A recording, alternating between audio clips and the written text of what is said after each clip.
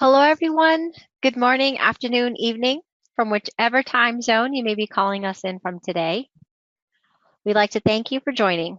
My name is Rebecca Cronin, and I'm one of the customer success managers here with the Altair Data Analytics team. Now, some of you might recognize my voice or my name from either participating in our onboarding working sessions or perhaps seeing my name within the user community. The customer success team, we're here as another point of contact for you to reach out at any time with any questions, concerns you may have regarding Altair or our solutions. And if you're unable to get a hold of your account manager, we can assist. We also can help you to receive access to our online user community. And if you haven't participated, highly recommend you do so. It's a great way to collaborate with fellow peers, with some of our product experts, the ability to post and answer some discussion blogs. You also have access to the various resources, such as the KB articles, how-to videos, etc. And if you don't have access, we do have a team mailbox, da-at csm@altair.com, which leads me to some housekeeping. In your control panel, you'll see a handout section. It is a copy of today's PowerPoint that you can download for your reference. And within this PowerPoint, there are lists of some helpful resources within the document. I've also included some helpful documents around today's topic. There is a Monarch data extraction reference template, as well as a reference that our colleague Mo created some time ago regarding floating trap and standard trap that may be helpful. So please take a look at that handout section and download those for your future reference. So again, we're very excited that you're joining us today for our Ask the Expert session. Our topic, as you can see, is how to trap. So we'll cover a PDF document, a text document. Within that housekeeping, you'll see the question panel. So please feel free to enter your questions. And as those who may have attended in the past, and if this is your first time, your questions do not have to be about our topic that we're covering today. It could be any questions that you have around Monarch or even our Monarch server product. We'll do our best to get to your question during this session. And if we run out of time, we will follow up with you directly after. Now, any questions submitted, we will share with everyone here in attendance. And if it's something that you would like to have addressed offline and private, then please add that privately to be answered in that submission.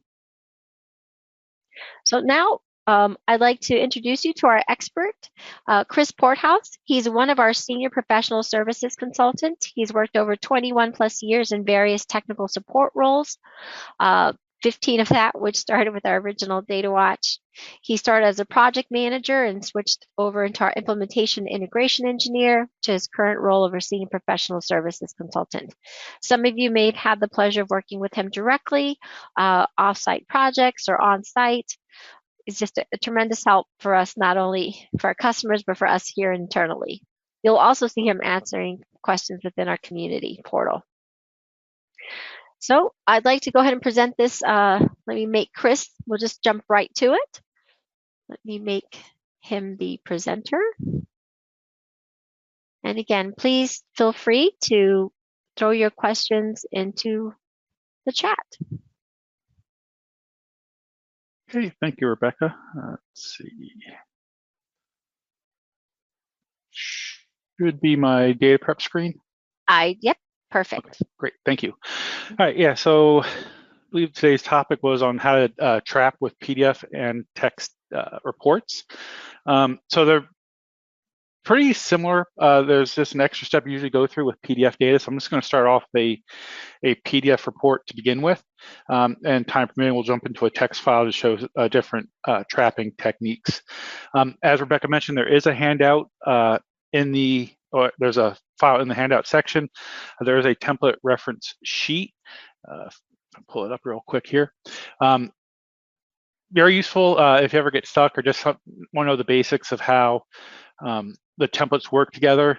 And generally, the couple main rules you're going to want to really remember is that you always need a detail template. The detail template is where you're actually going to get the rows of data from within your file. Sometimes it takes a little practice to determine what will be your detail, but everything is based off that detail. So details add rows to your Monarch screen, whereas all the other most of the other templates, like the footer, the append, and the page header, will actually add columns to those rows. So without a detail, you pretty much will have no data to see. So let's see, back to data prep here. All right, so I'm going to start with a fairly simple file. And it's going to be, normally I would start with our classic music shipping reports. We always use those. I'm just going to start playing with one we actually have, usually gets released for every version of our software that we put out. In this case, this is the release history for Monarch 2023, and we're currently at 23.2. But if you ever look through this document, it tells you what's new every time we have a release. So in 23.2, here's some of the new features for Classic. There wasn't anything, but there's some bug fixes within Data Prep Studio. When 2023.1 came out, some other items, and then when somewhere down towards the bottom here, when 2023.0 was actually released, it goes through all the new features and enhancements and stuff like that. So we're going to play with this file. One of the nice little things to note ahead of time is anytime you're dealing with a PDF file, there's always that extra step. So if it's a text file, you don't have this problem. But with a PDF file, Monarch will render this to turn it into a text file. So essentially anything with logos, graphics, anything like that that can't really be trapped will be stripped out. So generally, like, nice little tip to know, if you have a PDF file, like say someone scanned something on the Xerox, and they send it to you and you can't figure out why you can't trap anything, or it's just showing you blank pages, chances are it's just a image that was wrapped in, like a TIFF image wrapped in a PDF with a PDF wrapper, so anyone could view it. So in this case, like, what I like to do, anytime I have a PDF file, if it's questionable, I'll open it into in this case, Adobe Reader. It could be any PDF viewer. But if you can select the data within the page, this is stuff that Monarch can pull out of the document. If I try to grab the logo up here, the Altair logo, I can't grab it. If I look on the main page, like up here, notice I'm drawing a box. It's not really selecting the text because this is an image. So this will actually get stripped out. So when I actually pull this document in, notice how well formatted it is currently. When I pull it in, it's going to look slightly different. What I like about this one, this is going to show off one of the newer features, or one of the nice features with the newer PDF engine is currently out with 2023. So let me just move out of here. And the easy way to get the document in, start with the, when you get the document, you can always click the red Open Data button, and it'll be presented with a list of different imports. So I have my delimited, I have these that says my favorites, like a PDF report or text report. And if you choose one of these, you can kind of just browse to it. I don't necessarily like doing it that way. I just go the simple way, and wherever it is on my computer, I can just simply drag and drop it into Data Prep, and it'll just automatically launch into my report design. Of course, it's on the wrong screen, but let me just move that over here. And with the first step, because it is a PDF document, it's going to put me into this document options tab. So basically what this does, it just allows you to do some tweaking to how Monarch renders this PDF file as a text file. It just allows you to tweak it a little bit to change how it's rendered. So it does its best guess. It always uses the most current engine, which cases our 4.5 engine.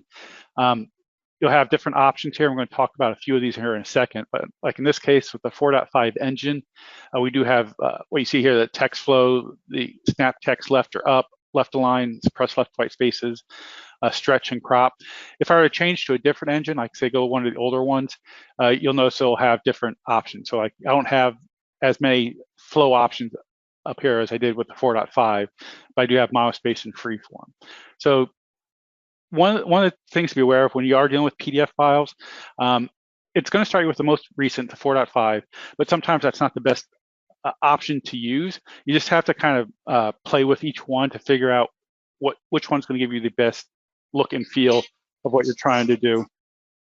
So So currently I'm going to leave it on the 4.5 engine, and this is where's my main thing here? So you can kind of see, like it says, like I can't see the logo up here in the upper right.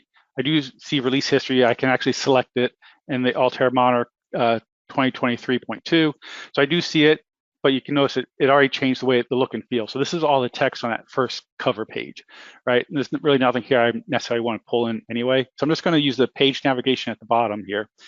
And I haven't changed any of my options up here yet. I just want to get an idea of what the text looks like before I make any changes. So again, I'm looking for, I'm probably going to look to pull out,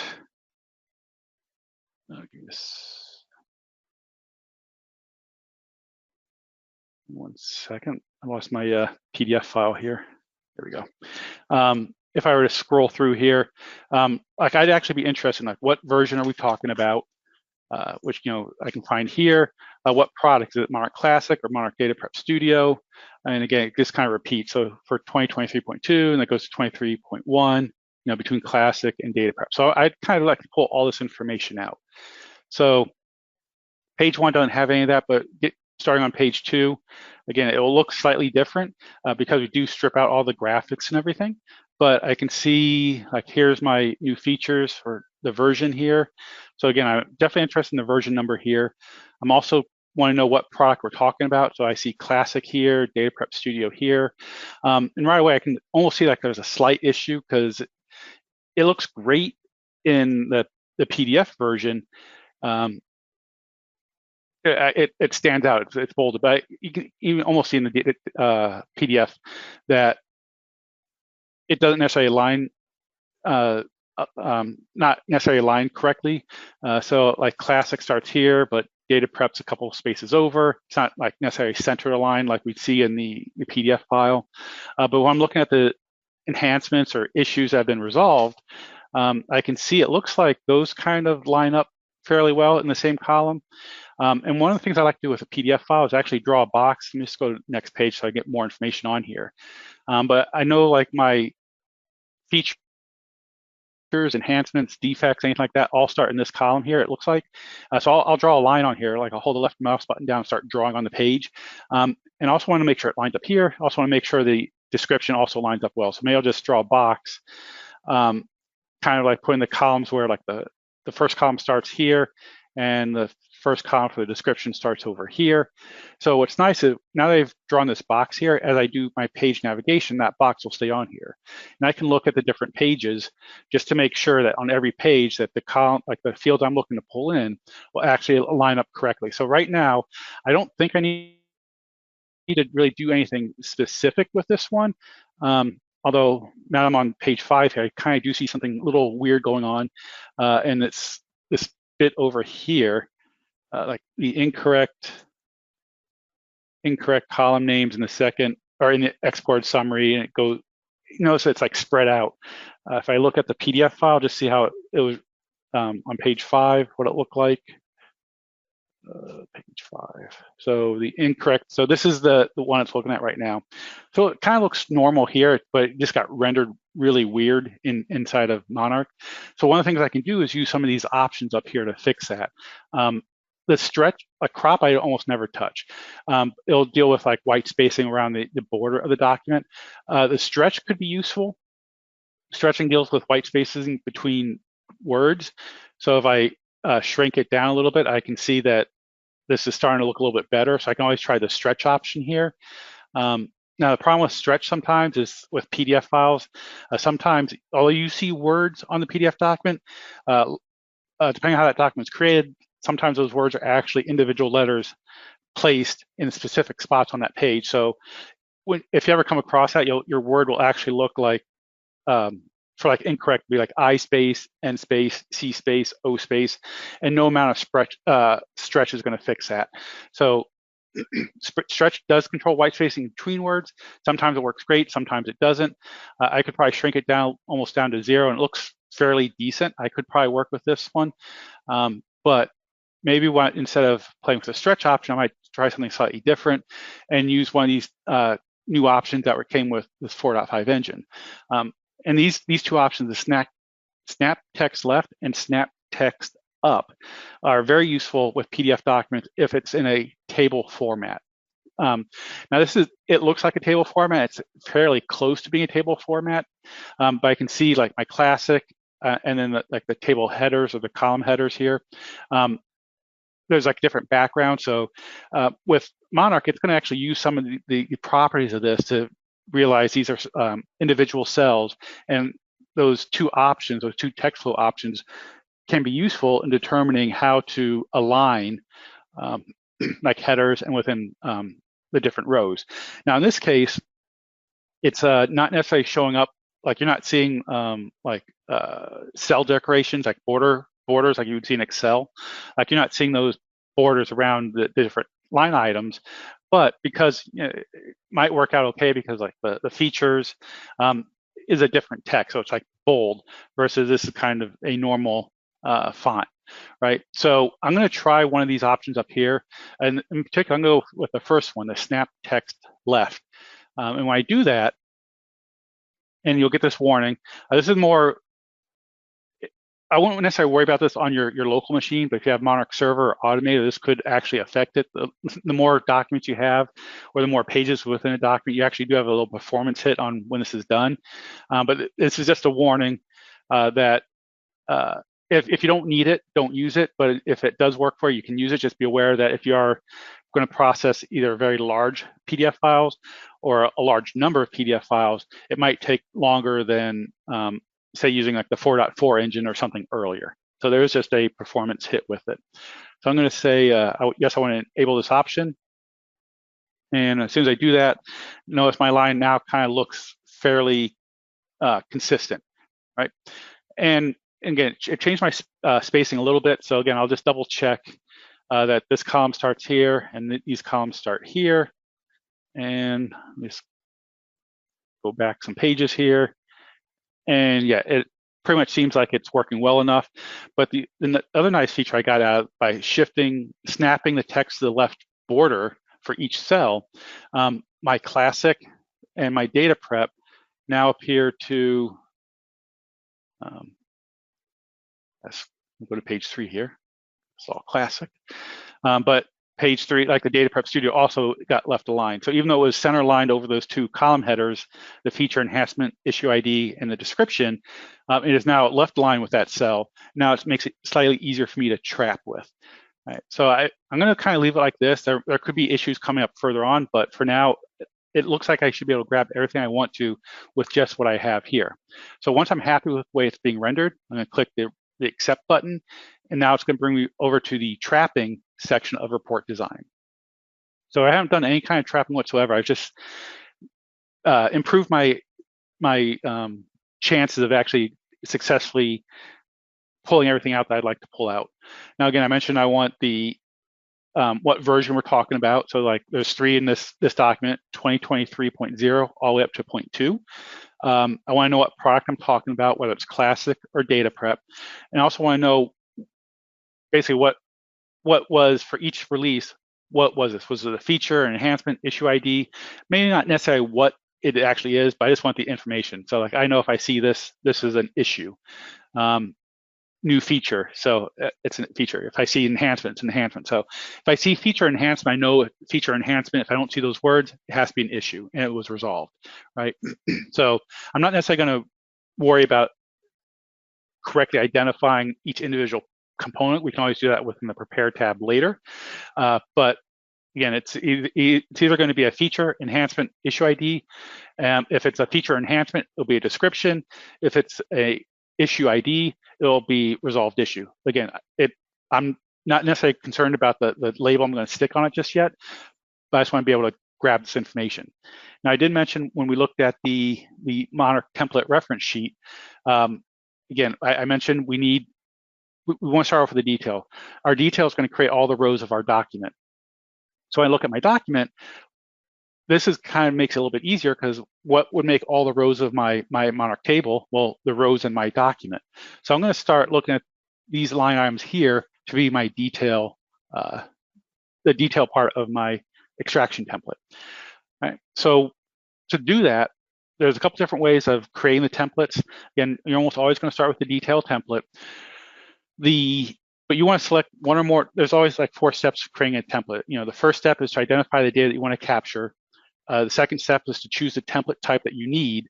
And then steps 3 and 4. Step 3 is defining a trap pattern, basically defining a trap, which means creating a pattern that tells Monarch which lines you are looking to grab your fields from, which is step 4, create your fields from those lines that Monarch identified. So I've already identified the lines that I want to be my detail, like the individual line items of my report. And it's basically going to be like, this will be a line, my new feature would be a line, my enhancement would be a line. Any of the different line items that I saw in my PDF file, I want to capture those for my detail. So you can select one or more lines. In this case, I'm just going to start with a single line just to see what I get. So to choose a line, you can either kind of choose here, but generally speaking, we suggest using our line selection window here, this thin stack of boxes between our list of templates and our report. If you choose that line, it actually selects the whole line. This is what we call our line selection window. Once I have that, I can then move on to step 2 of choosing my template type. Well, because I don't have any templates and I want to start, I always say you always want to start with a detailed template. To choose your template type, you can either choose the plus sign up here under our list of templates, which we don't have any yet. You can click that and it'll bring up a pop-out window of the templates that are currently available to you. So right now you'll see 7, detail all the way down to start or end region. The other way, if you don't want to click on the plus sign, because I'm already down here, I can always right click and I'll see create template and I'll get this exact same 7 right now, right? So detail all the way down to end region. All right. So I'm going to select detail. And as soon as I do that, it moves whatever line or lines I had selected down here up here to the top. So this line with the yellow background, this is our field definition window. It's also our sample text window. So whatever was selected down here will automatically show up here. Now the blank line above it with a little magical wand next to it, because there's nothing up here, is called our trap window. This is where we're going to come up with a pattern that will describe to Monarch what lines we're looking to capture data from. So with trapping, there's a few different ways of doing trapping.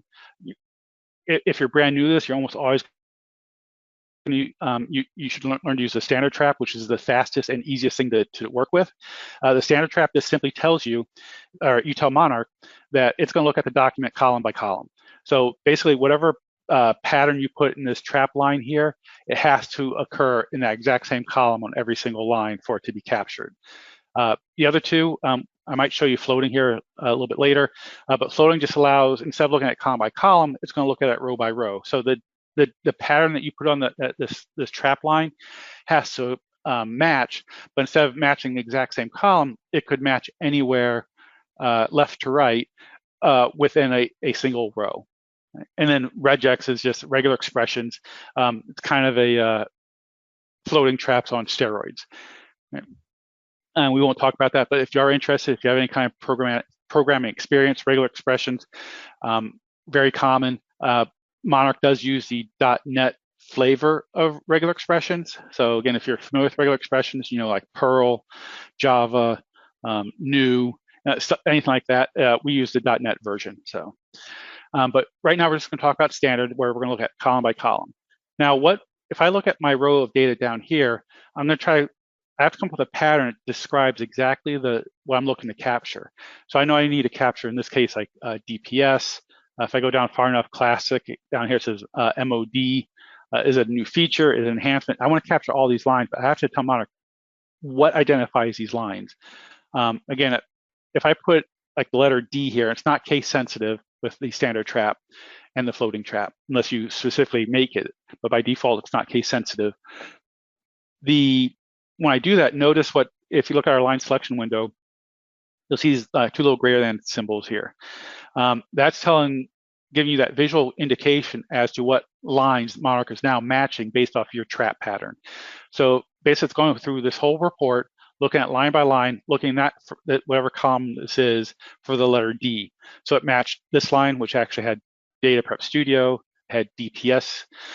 So good start, but what it doesn't capture it didn't capture my new feature. Notice there's no highlights over here on the left side.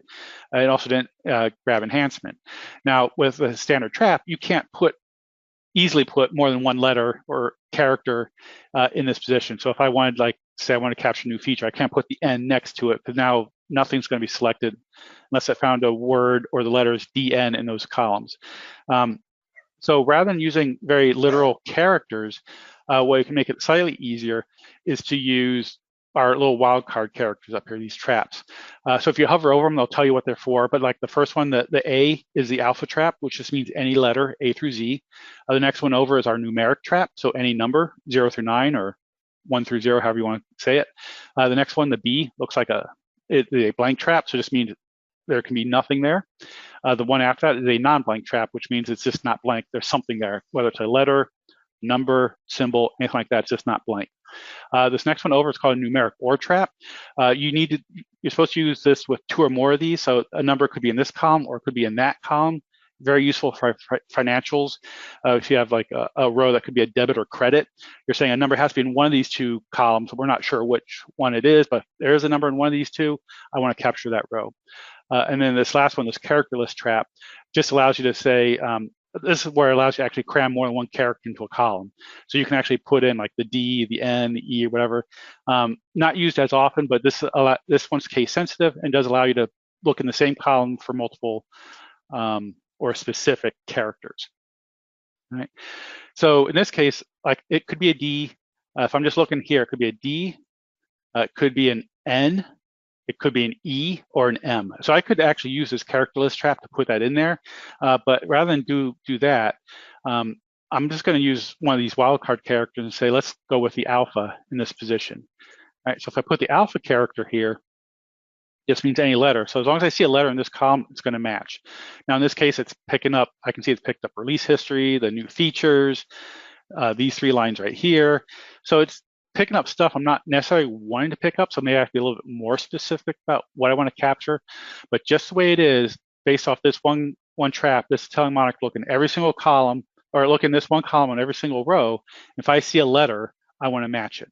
I don't think there's any numbers in this that we won't capture here, but what I could do is say, there's something else I want to put in here. Like again, I could put a dash over here, and that would kind of limit me to just the bugs or the issues that had to be fixed. But again, it kind of leaves out my features and enhancements. So maybe not the dash. But if I look at the lines, what else can I describe about these lines that differentiate it from the ones that it's capturing that I don't want to capture?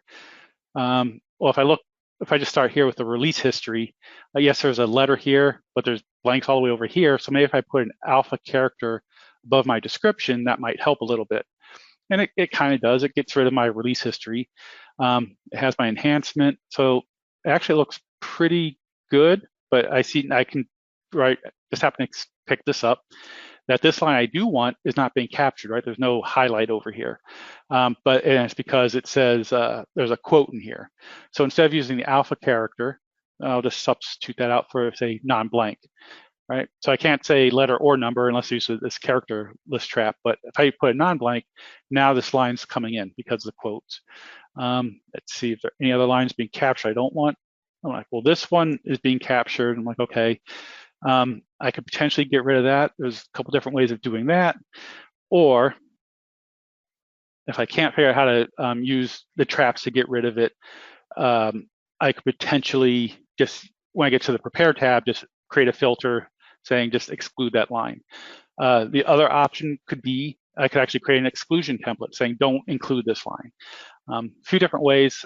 Let's see what else. I'm just quickly scrolling through here to see if there's anything in here that's being picked up I don't want, and it doesn't look like it. So I'm going to just give you one of these nice little, I don't want to go too deep in the weeds, but there's I'll show you the exclusion template real quick. So I definitely don't want this line in here. So I haven't done my step 4 yet, so I'll come back to how to get rid of this line here in a second. But for now, my step 3, come up with my trap pattern. Looks like it's grabbing all the lines I want. There are a couple I don't, and I can kind of work around that in a little bit. But I'm just going to go to step 4, which is to choose my fields. So now, if you notice, once I'm going to reset my trap here real quick. Notice a little when there's nothing up here on my trap line, I have that little magic wand, which allows it to come up with, it'll basically create its own trap. You can always click it. Sometimes it works great, and you can see what it shows for me.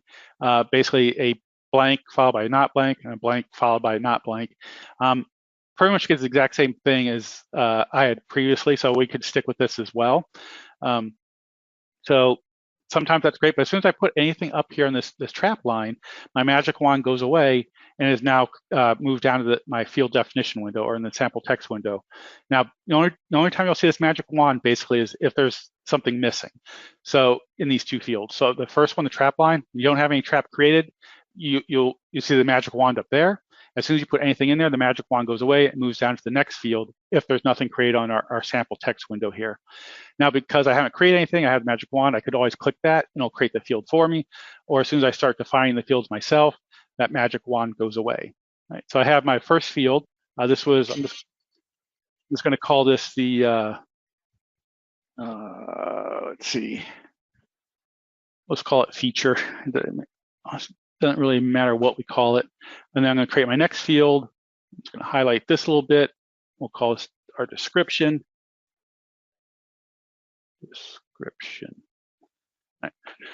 All right. So I can kind of see as I look through this, it's highlighting my data here. I can see there's some issues here because I have my hit map turned on.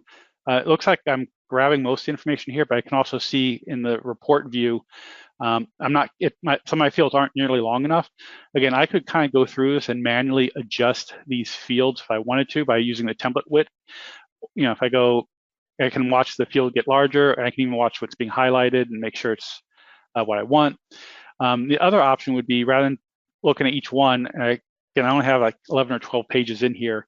Probably wouldn't be that bad to look through every single page, but when you have 1,000 pages, you're not going to want to do this. So the quick way of checking these things is to use this next tab up here called Report Verify.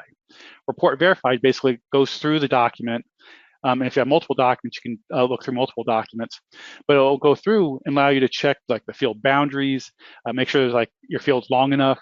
It'll check your field type, anything like that. Field boundaries, field type. It'll check the data type. You know, if you say it's supposed to be a number and it can't be converted to number, it'll let you know that as well. So I'm just going to run Report Verify. It's going to starts right away, and you'll get like this red. If there's an issue, and it'll stop. It'll tell you what the issue is. In this case, a non-blank character is on the right side of field feature. So on the right side of field feature, it says, okay, my issue ID. Now again, I don't necessarily want this field, but I know it's going to affect my other fields down here as well, so I'm going to fix it. A couple different ways of fixing it. Now again, be aware, it's saying on the right side of the field feature, so I can only adjust the length on the right side. I can't do anything on the left side. I can only deal with the right side one at a time here. I can either use the adjust left or right buttons, so it'll just change the length of the field. So like if you notice where it's in between the letter I and D, if I go left, it shrinks the field down, and if I go right, it makes it larger. All right, so once I make it large enough to capture that, you know, it's good. I'm going to hit continue and see if any other issues come up. I'm like, yep, next field, non-blank character is on the right side of the field description, and it is. Now, again, you see how much larger this one field is. Now, I could click adjust right several times to get it to be as large. The other quick way of doing it, if I hover my mouse over the right side, you'll notice it changes from a pointer to a horizontal slide or handle. So I can actually left click and hold that and drag that margin over as large as I need it to be, right? So now you can see it automatically made that change. I can see down here, it's going to grab all that. I'm going to hit continue. Basically, just keep going through the document. Again, this is fairly short, so it should go pretty quick. Again, it's still complaining about this one, so I'm not going to worry about it just yet. I'm just going to ignore it for now, or I won't say ignore, because if there's something further down, it would ignore it, but I'm going to hit continue. It's kind of getting stuck on the same thing right now. So I'm just going to hit ignore, and then now it says verification complete. Now, I've made changes on this verification step. Make sure if you do any of these changes, you hit this red apply button for report verify. If I don't, if I just go back to trapping, it'll just discard all those. So I've made changes. They've only been put in place temporarily, but I want to make sure I keep those changes. I want to hit this apply button. Right. So now I'll bring back to trapping, and now everything looks like it should. Now again, I'm still grabbing stuff I don't need. I'm going to take care of that in a little bit. The other thing I noticed is some of these fields are more than one line. Right, here's one that has 2 lines. This one's 2. So it looks like this one didn't get picked up at all. So I'll have to figure out what's going on with that. So it looks like 1 or 2 lines. So maybe I could change this to say grab 2 lines. But I'm going to use another little trick with Monarch. I'm going to select that field. So it's in my description field. There's a tab over here called Advanced. So it's always going to start on line number 1 for 1 line. Now I could bump this line count up to 2, but just in case there's a line further down that's really 3 lines or 4 lines, it's a variable number of lines, I'm not sure. Rather than basically hard code or say it's always 2 lines because I'm not sure, I'm going to use one of these other options, and one of them is this blank field value. So I'm going to select blank field value, and what the short gist of blank field value means, basically, when it draws this field up here, it says, all right, if you want a blank field value, it's going to look at the next line right below it, starting at that column for however many columns this is. And if there's any data in there, it's not blank, so it gets added to the first line. And then it looks at the next line down. So if I just draw this little blue box here, if there's anything starting here, all the way to the field length, if there's any data there, it's not blank, but in this case, it's blank. So it was just terminated, right? So it's, okay, this is 2 lines, so this will work for 2 lines, 3 lines, 4 lines. It just basically a variable number of lines. The only thing it requires is that at least a blank field, essentially. So there has to be nothing within those columns right below that field for it to actually terminate. All right. So I think that part looks good. The other parts I would like on here, again, I want to know what product this was talking about. Was it classic or data prep? So I want to grab this information up here as well. So I'm just going to repeat the exact same 4 steps I did. One being identify my line that I want to capture. So in this case, I'll go with Data Prep Studio here. So I'm going to choose the line over here, and then choose my template type as step 2. Right click. Now notice when I right click, I only have 6 templates listed. That's because you can only have 1 detail template. Once you use it, it'll no longer appear in this list. Now you can have multiple appends, footers. You can only have 1 page header, multiple exclusions, and only 1 start and end region. I think the template reference sheet will spell that out for you. Now, because my Data Prep Studio, the information I'm looking to capture is above my details, I want to attach it to, right? So Data Prep Studio goes down this way. So because it's above my detail, it's going to be an append. If Data Prep Studio is supposed to attach the data going up, you'd use a footer. But in this case, it's going to go down, create template. So it's going to be an append. And now the question is, how do I identify this line? Again, I could try the blank alpha, but it's going to grab a bunch of other stuff. I don't, basically some of my detail lines. I don't want that. I could try throwing some blanks out here. Maybe we'll get rid of some of it. So I got rid of most of the stuff I'm looking for. It just keeps that. I'm actually okay with that. And actually, because it's only Classic and Studio, maybe I'll throw some blanks over here, just get rid of this no new features. So I think that one looks like it's pointing to the lines I want to capture. So that works out well. So now my step 4, just define my field. So I'm going to call this product. And I see Classic, Data Prep Studio, and because it's an append, I didn't create any new lines. I probably should have, I don't know how many are in here. Okay, yeah. So there's only 181 rows in here. So had I shown that before, you would have seen this when I had the detail, it still was showing 181 rows. By adding the append or footer template, I'm still going to have 181 rows from this one file here. All right, so now the only other piece of information I wanted was what version of the product we're talking about. So I want to grab this information as well. So I chose my line as step 1. Step 2 is choose my template type. Now, because it's above my detail I want to go to, it's going to be another append. All right, and then step 3 is come up with my pattern. Now, the first 2 templates I used like some of the wildcard characters, like blank alpha, blank not blank, whatever.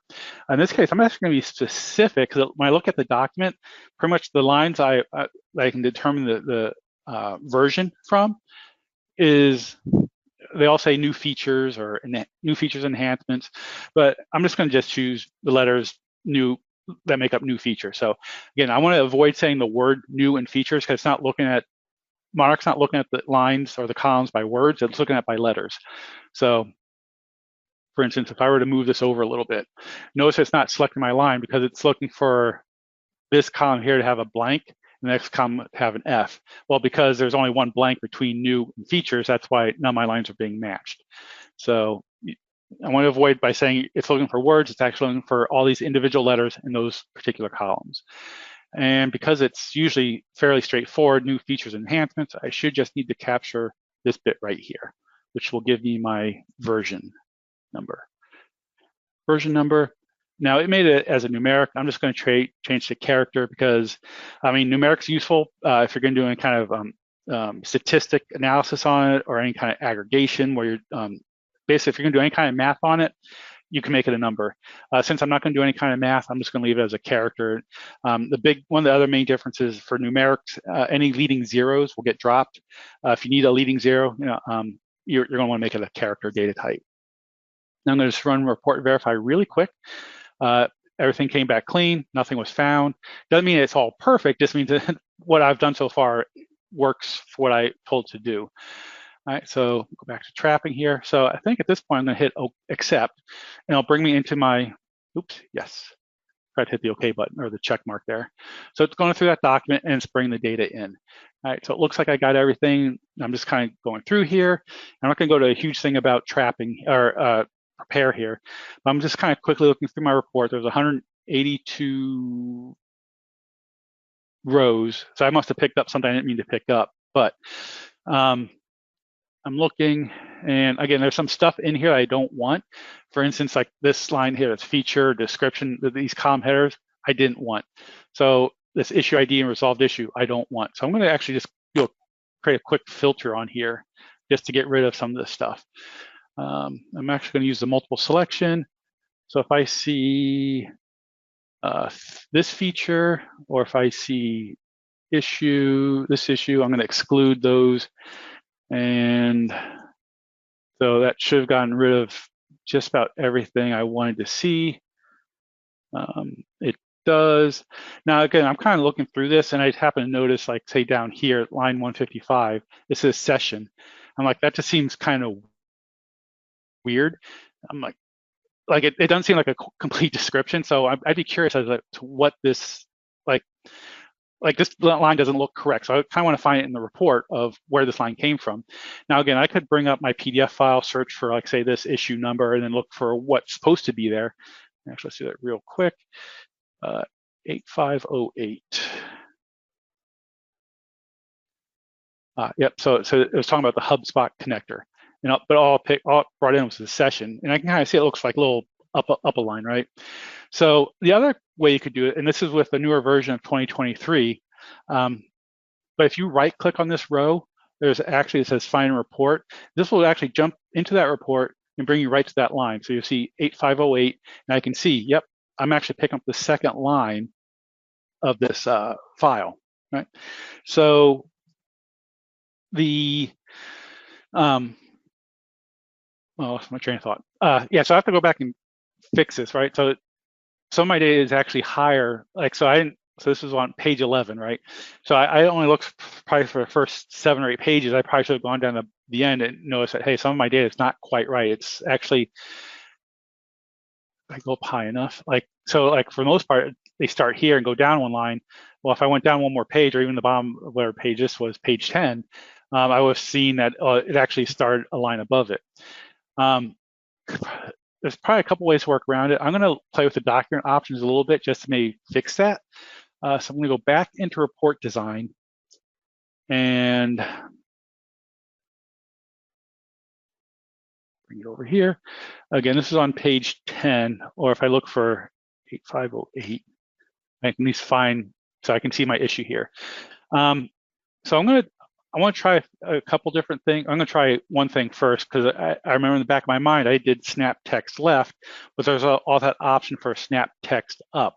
And that's kind of what that was useful for, is actually, ideally, it's supposed to align each individual row, like make it top aligned, essentially. So I'm going to go into document options and now select snap text up. But yes, I want to go to page 10 here and just see if that helps any. That's not page 10, is it? There. I don't know why it says page 11, but anyway, here's 8508. If I go across, now I have a different issue here, right? So it's, if I were to go on what I was using, now my feature ID here is on one row, but the description's one row below it, which is fine. I can deal with that, but let me just go back to the beginning here. Just double check some stuff. So like this one, kind of same thing. So it looks like by snapping up, everything on this side got shifted down a little bit. But if I just double check that at least my other spacing is okay. And I can see that's not quite right either. It's kind of, or did I draw it too far? Oh no, I just drew it too far. Never mind. Yeah, so it looks, that part looks okay. So I'm gonna hit accept. So anytime you do document options, you run the risk of throwing off all your traps. So we're gonna work with it. And I see that we're gonna have an issue already, my detail here. Again, if you look, notice the colors have changed. My detail selected, I'm not really picking up anything anymore because I'm looking for a blank followed by a not blank and a blank followed by a not blank. Well, this field over here is now one line below where I need it to be. So this is why it's not picking up anything. So I'm gonna have to fix my trap. Now, again, since the data is consistent, I'm gonna do a little trick here. I'm gonna just choose this line, but I also wanna choose the next line below it, right? So I'm gonna choose two lines at least, right? So I want this field. I know my field does start in the second line here, so that's why I'm choosing 2 here. I'm now gonna say replace sample text. So now I have my feature field, which is okay. But again, I have to get rid of this trap up here because it's my description doesn't occur on the same line. Now, anytime you have a multiple line selection, you can only put the trap on one line. And it's kind of hard to see here. Actually, I'll make it temporary. I'll just put a whole bunch of lines just to make it a little more obvious. But the trap line is only one line tall, but my field definition or sample text window has gotten bigger. So hopefully you can kind of see that looks bigger. You should also see the scroll bar over here that allows me to scroll through all the, so I can draw a field on any of these lines here, but I can only really define a trap on a particular line. Just put that back down to 2 lines. Replace sample. Now, unfortunately, there's no good way of doing this, but like my description field, I can't go down here and say start on line number 2. It just won't let me do that. So unfortunately, I have to delete the field, but I'm going to recreate it by choosing it here. Just name this description. And if I remember correctly, it was 89, so I'm just going to make it 100. Doesn't matter. But I also wanted the blank field value. So everything else is pretty much the same. And if I scroll through here, especially if I go all the way down to page 10, now I can see that it's actually picking stuff up correctly. Now again, I just based off the color, I'm seeing my append template's not correct either. So let me just quickly take a look at that to see what that deal is. And in this case, it's because it's looking for, it's true, because now all this is blank out here. So maybe this isn't the best trick for this one. So Data Prep Studio. So maybe what I would do in this case, maybe I would actually get fancy. Let me reset my trap here. Since I know there's only 2 products, there's Data Prep and Classic, maybe I'll look for, I'll bring up my character list trap. And for the second, I can probably do the first letter, but I'm just going to use the second letter because that's where I just happen to click.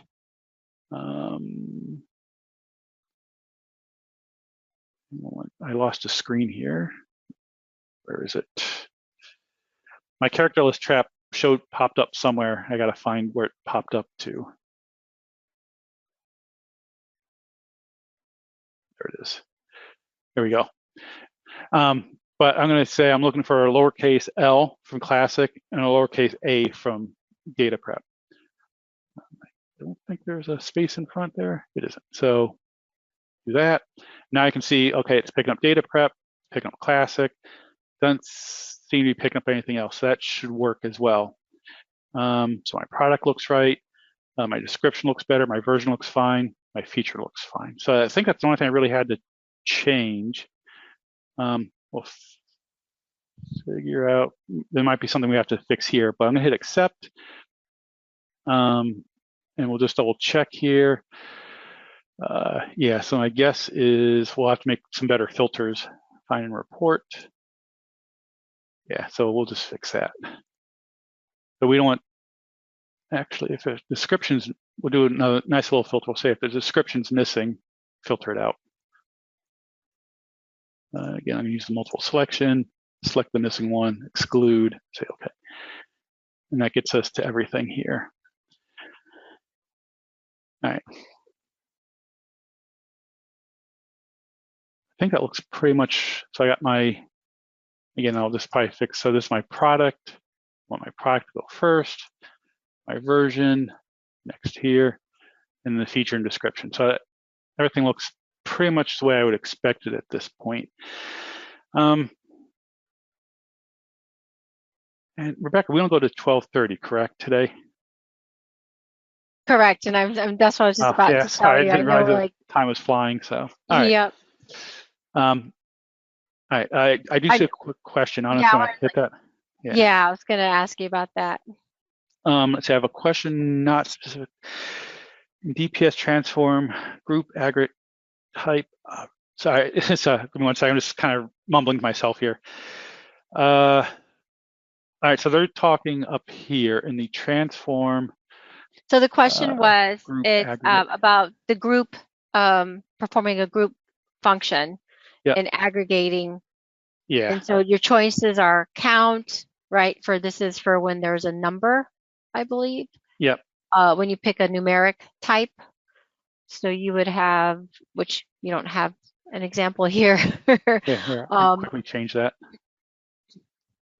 But it's looking for the choices when you do a group. There's count or count now empty, but you're looking for a count distinct. And I don't know, we might give you the mic, Jack, because I'm not quite sure on what you mean by count distinct. Yeah, basically he wants the how many unique values are in there. So like guessing. To me, for quick guess, like I could do statistics, but is there a way to? Yeah, if you do statistics, I'll quickly show you that there's 3 unique values, but within the transform group transformation for version, there is no distinct option here, unfortunately. Is this something else you can maybe do in a summary, Chris? I believe, I don't. That would at least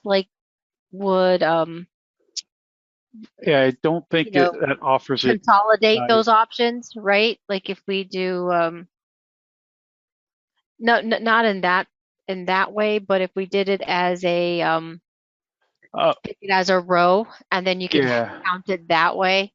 Yeah. Right? To get rid of your distinct value. Actually, I chose the wrong one, but yeah, how many times that occur?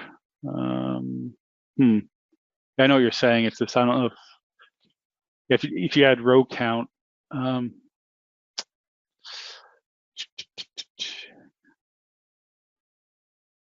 Yeah, I'm not off the top of my head. I don't think there's a good. I don't think there's a good workaround or trick that I can think off the top of my head, unfortunately. So right now, the quick way would be the show statistics. Yeah. Oh, there's unique. All right. Unique.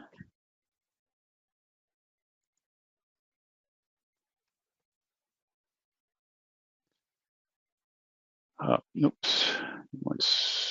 Give me a second. Let me fix that. Should be able to choose it. Can we not choose? Oh, because I did. Give me 1 second here. Get rid of that. We'll do product version. Was it unique not in this one? It's right here. Unique version number. Yeah. Yeah, I'm not sure about that. But yeah, I would think the unique's supposed to work, but yeah, I'm not sure why it's not showing up correctly. Future enhancement. I like the idea, Jack. Yeah, we can look into it. I'm not sure what's. I would expect it to show up either the unique product or whatever, but yeah, it's not sure it's happening. Yeah, but as far as a quick way, the show statistics will kind of give you the count. Yep. Yeah, so I'm not sure why it said to me it should have worked, but not sure. If you want to go back and show the statistics, sure. Yeah.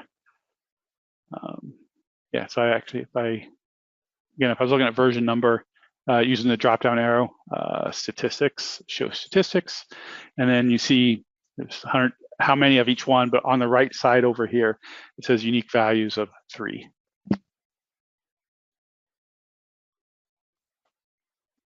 Now, if you need that to be, there is the ability to actually create a statistic snapshot.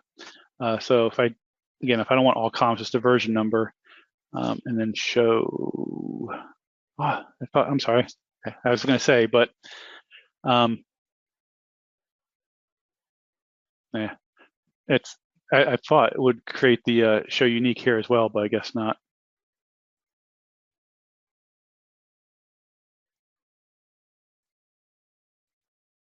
Oops, wrong one. But yeah, look, include the file I'm exporting. Yeah, let me think about it, and if I can hope something's happening, we can share that with you. Okay. And I know there's another question I was going to reply. There's a customer who had a .xmod classic model, which is the older version file. So they're mentioning how it's not working in their data prep studio. So to my understanding, I think we would want to first use a Monarch utility to convert them to the .dmod extensions. That would be an option, but data prep will actually read these. So I have a whole list of these xmod files. I mean, I'll have to go find the files themselves that go with it. But if I take this xmod file, I can just drag and drop that into data prep, and it will load it. So I have my lesson 8, and you can see all the changes that were there. So the model's loaded at this point. Again, if I were to actually, I believe I can't remember if it's using the classic PRN or PDF, but it's probably PRN. Let's try that. Nothing comes up, then it's going to be, yeah. So this is an Xmod here. Now, when I save it, I can't save it back to Xmod because it automatically is converted to a DMod, or I'll only see even a DMod. If you do it in Classic, and again, the same thing applies, I believe. I open up Classic, and I'm running up against your time here, but at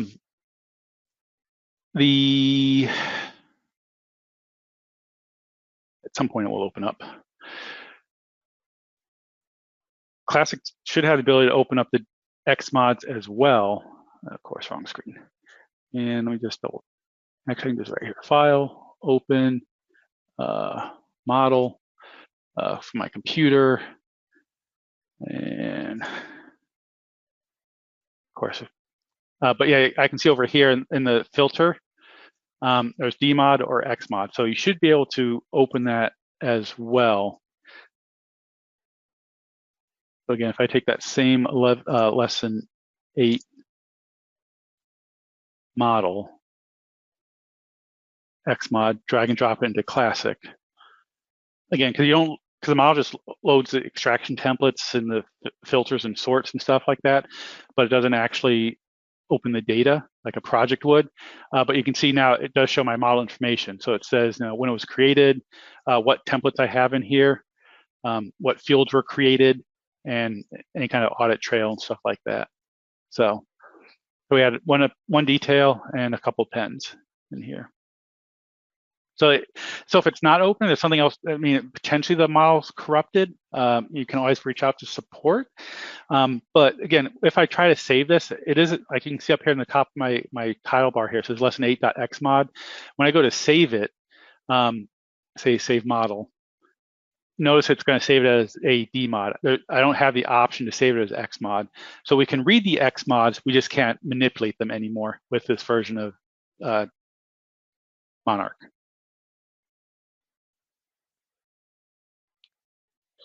So before we lose everyone, because I know we're already past, please let me launch our poll question. So if your screen was in maximum view, you'll have to minimize. And so I'd like to know what topics you'd like to try to cover. I know we didn't even touch the text document. Maybe we could start with the text document, but it's essentially the same thing. It's the same thing, except yeah. You just don't have that document options. The text is identical. Great, perfect. So what's new in 2024? That should be coming out soon, hopefully sometime over the summer. For those that have Monarch Server, they might want to learn about sequential and parallel jobs. There's also the DPS summary enhancement section. And if some of these topics are of interest to you, there's something else you'd like to cover, if you could please select the other and include that in the closing survey. So when we close this webinar, there will be a closing survey that you can answer what topic you'd like to try to cover. As far as this today's recording, I will do my best to get this uploaded. Hopefully by next week. I know there's several recordings I need to get going. Just need to do some cleanup and only put, pertinent information uploaded, but it would be a KB article. I will actually try to make a blog post of these recordings that you can come back and follow up. I know we've had some really good topics like Excel trapping and pivot, etc. And the KB articles will be in our user community section under webinars and presentations. But again, I'll try to do a Monarch blog post that will point and route to those areas. All right, and so usually I go through the closing slides, but pretty much if you downloaded that handout, you will see it had links to the resources. And our next session, by the way, we are off for July and August. So we'll give everyone a summer break because we know people will go away. So we'll start back on September 17th. The registration page will be the same. We just haven't created the new webinar for it to register, but we will get that uploaded hopefully by the end of July, so you'll be able to come back. But we'll also send you a reminder. And if you're not on our mailing list, please reach out to the da-@csm.altair.com. And we can do that. Let me close this voting. And so we're going to cover what's new in 2024. Right. Again, thank you so much, everyone. Sorry we ran over. We'll get this going for you. And if you have any questions, feel free to reach out. Again, da-csm@altair.com. Thank you, Chris. You're welcome. Thank you. Right. Bye-bye.